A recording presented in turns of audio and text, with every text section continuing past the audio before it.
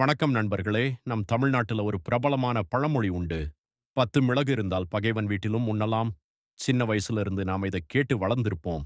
ஆனா, இதோட நிஜமான அர்த்தம் என்ன தெரியுமா? பகைவன் நமக்கு சாப்பாட்டுல விஷம் வச்சிருந்தா கூட, இந்த 10 மிளகு அந்த விஷத்தையே முறிச்சிடுமாம். அது மட்டும் இல்லங்க, உலகமே காரத்துக்கு மிளகாய பயன்படுத்துறதுக்கு முன்னாடி, தமிழர்களாகிய நாம பயன்படுத்தின ஒரே காரப்பொருள் இந்த மிளகு தான். ரோமானியர்களும், ஐரோப்பியர்களும் இந்த மிளகுக்காகத்தான் கடல் கடந்து நம்ம நாட்டுக்கு வந்தாங்க. அன்னைக்கு இதுக்கு பேரு கருப்பு தங்கம். இன்னைக்கு நாம சாதாரணமா நினைக்கிற இந்த 5 பெட்டி மிளகுக்குள்ள கேன்சரை தடுக்கிறதுல இருந்து உடல் எடையை குறைக்கிறது வரைக்கும் எக்கச்சக்கமான அறிவியல் ஒளிஞ்சிருக்கு. இன்னைக்கு இந்த வீடியோவுல மிளகோட வியக்க வைக்கும் நன்மைகள், அதை எப்படி சாப்பிடணும், யாரெல்லாம் சாப்பிடக்கூடாதுன்னு ஏ டு இசட் பார்க்க போறோம். ஸ்கிப் பண்ணாம முழுசா பாருங்க. ஏன்னா உங்க ஆரோக்கியம் உங்க கையில நண்பர்களே. நன்மைகளை பார்க்கறதுக்கு முன்னாடி மிளகோட பின்னணியை சுருக்கமா தெரிஞ்சுப்போம். மிளகோட தாவரவியல் பேர் பைபர் நிக்ரம். இது ஒரு கொடி வகை தாவரம். மேற்கு தொடர்ச்சி மலைகள் தான் இதோட தாயகம். நம்ம ஊர் சூப்பர் மார்க்கெட்டுகள்ல இன்னைக்கு பல வண்ணங்கள்ல மிளகு கிடைக்குது. அது என்னென்னன்னு தெரியுமா? கருப்பு மிளகு. பாதி பழுத்த மிளகு பழங்களை பறிச்சு வெயில்ல காய வைக்கும்போது அது கருப்பா சுருங்கிடுது. வெள்ளை மிளகு.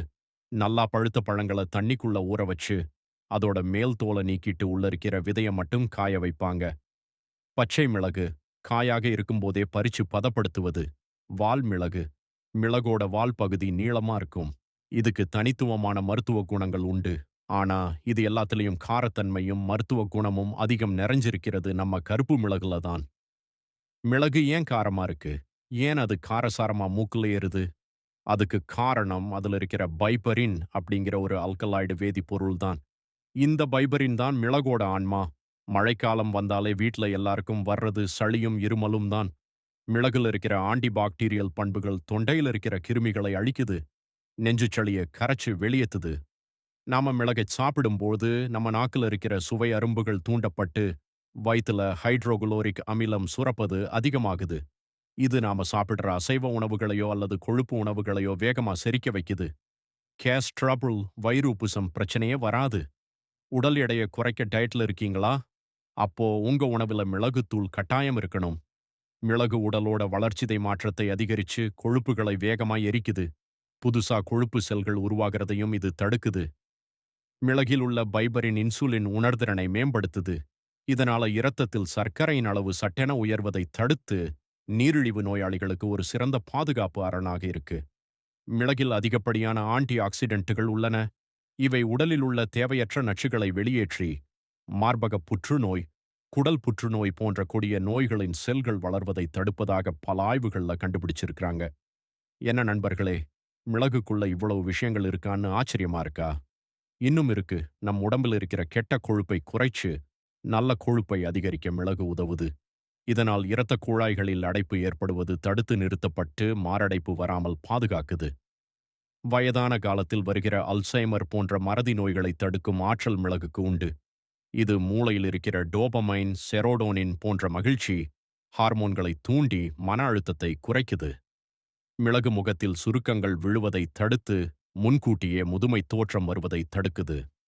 விடிலிகோ எனப்படும் வெண்புள்ளி குறைபாட்டிற்கு மிளகிலிருந்து எடுக்கப்படும் எண்ணெய்கள் மருந்தாக பயன்படுத்தப்பட்டு வர்றது குறிப்பிடத்தக்கது. சரி, இப்போ இவ்வளவு நன்மைகள் இருக்கிற மிளகை தினசரி வாழ்க்கையில அவசர காலங்கள்ல எப்படி மருந்தா மாத்துறதுன்னு பாட்டி வைத்திய முறைகளை பார்ப்போம்.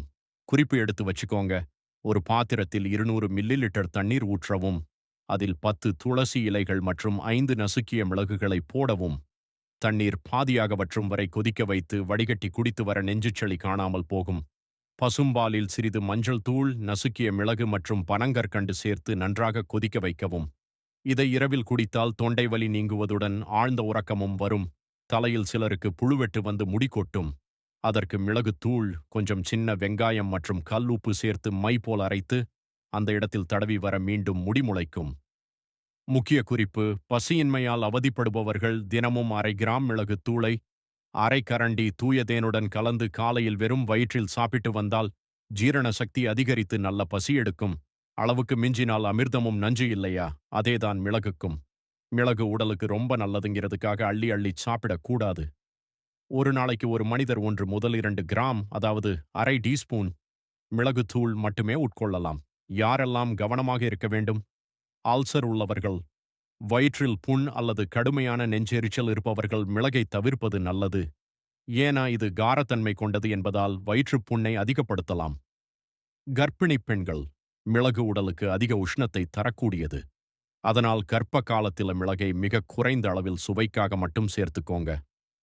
அறுவை சிகிச்சை செய்து கொண்டவர்கள், மிளகு இரத்த உறைதலை தாமதப்படுத்தும் குணம் கொண்டது. எனவே ஏதேனும் சர்ஜரி செய்து கொண்டவர்கள் மருத்துவர் அறிவுரைப்படி எடுத்துக்கொள்ளவும். நண்பர்களே, இந்த பயணத்துல மிளகோட அசாத்தியமான நன்மைகளை பத்தி முழுமையா தெரிஞ்சிருப்பீங்கன்னு நம்புறேன். இன்னைக்கு நாம சமையல்ல அதிகமா பயன்படுத்துற பச்சை மிளகாயும் வத்தல் மிளகாயும் நம் நாட்டிற்கு பூர்வீகம் கிடையாது. அவை வெளிநாட்டவர்கள் மூலம் உள்ளே வந்தவை. நம்முடைய பாரம்பரிய காரம் மிளகு மட்டும்தான். இனிமே உங்க வீட்ல செய்யற முட்டை வறுவலோ சூப்போ ரசமோ எதுவாக இருந்தாலும் மிளகாய குறைச்சிக்கிட்டு மிளகுத்தூளை அதிகமா பயன்படுத்துங்க. நோயற்ற வாழ்வே குறைவற்ற செல்வம். இந்த வீடியோ உங்களுக்கு பயனுள்ளதா இருந்தா உடனே ஒரு லைக் போடுங்க. உங்க ஃப்ரெண்ட்ஸ் மற்றும் ஃபேமிலி குரூப்புக்கு இதை ஷேர் பண்ணுங்க. அவங்களும் தெரிஞ்சுக்கட்டும். இது போன்ற ஆரோக்கியம் சார்ந்த பல வீடியோக்களுக்கு நம்ம சேனலை மறக்காம சப்ஸ்கிரைப் பண்ணி பக்கத்துல இருக்கிற பெல் ஐகானை கிளிக் செய்திடுங்க. அடுத்த ஒரு அருமையான வீடியோவில் உங்களை சந்திக்கிறேன். நன்றி, வணக்கம்.